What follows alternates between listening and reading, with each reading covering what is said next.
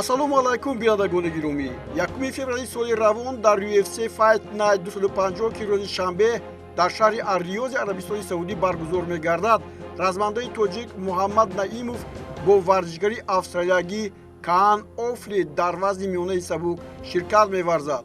Муҳаммад Наимов аз зумраи размандагони тоҷикест ки дар UFC соҳиби обрӯи нуфуз гардидааст.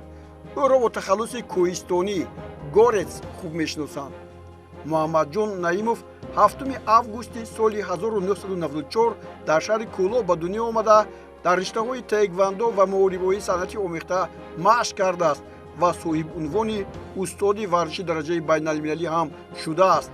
ғолиби чемпионати Осиё байни наврасон дар Қазоқистон соли 2010, Тоҷикистон 2012, Булғористон 2013 ва Непал 2014, барандаи медали чемпионати ҷаҳон байни наврасон дар Эстония соли 2012 ва барандаи медали нуқраи чемпионати ҷаҳон байни наврасон дар Тоҷикистон 2014. ӯ аз соли 2018 ба қатори муборизони касбии UFC шомил шуд.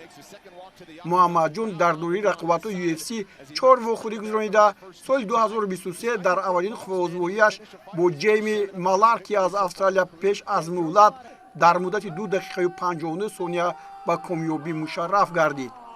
21 октябри ҳамон сол Муҳаммад Натаниел Вуди англисро ҳам сарафканда карда, бо баҳои кули доварон ғолиб эълон гардид. соли гузашта размандаи тоҷик боз ду муорибаи худро дар доираи зӯрозмоиҳои UFC гузаронид ва аввалан Эрик Силваи венесуэлагиро рӯзи 25 феврал дар 44 сония шикаст дод. аммо вохӯрии ӯ бо Филиппе Лимаи бразилиягӣ бо мағлубият анҷом ёфт ва Муҳаммадҷон пеш аз муҳлат таслим шуд.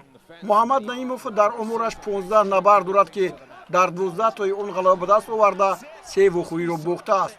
акнун соли 2025 ҷанговари тоҷик размандаи мо Муҳаммадҷон Наимов бо Каан Офли аз Австралия 1 феврал дар Ар-Риёзи Арабистони Саудӣ ворди рақобат мешавад. Каан Офли шаҳрвандии Туркияро ҳам дорад, аммо аз ҳисоби дастаи Австралия баромад мекунад.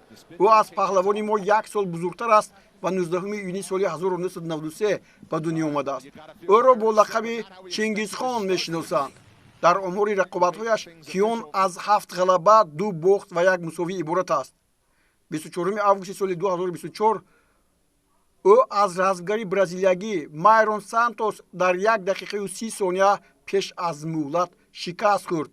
пеш аз ин пайдарпай дар 6 вохӯрии дигар пирӯз омадааст. умед аст ки варзишгари мо Муҳаммад Наимов дар ин рақобат комёбӣ ба даст меорад, зеро дар 2 рақобати UFC дар соли 2025 Нурулло Алиев ва Муин Ғафуров пирӯзӣ ба даст оварданд. оғози рақобатҳо соати 19 ба вақти душанбе дар назаранд. дар қувваозмоии асосӣ дар вазни миёна Исроил Адесания аз Нигерия ва Насуруддин Имавов аз Фаронса ширкат хоҳанд кард.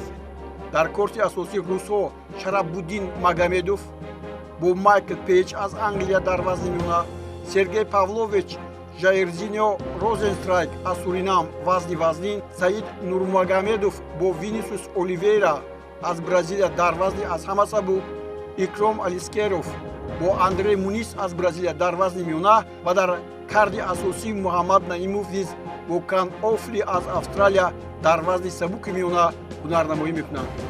вохӯриҳои карди асосӣ соати 22 ба вақти душанбе оғоз хоҳанд шуд.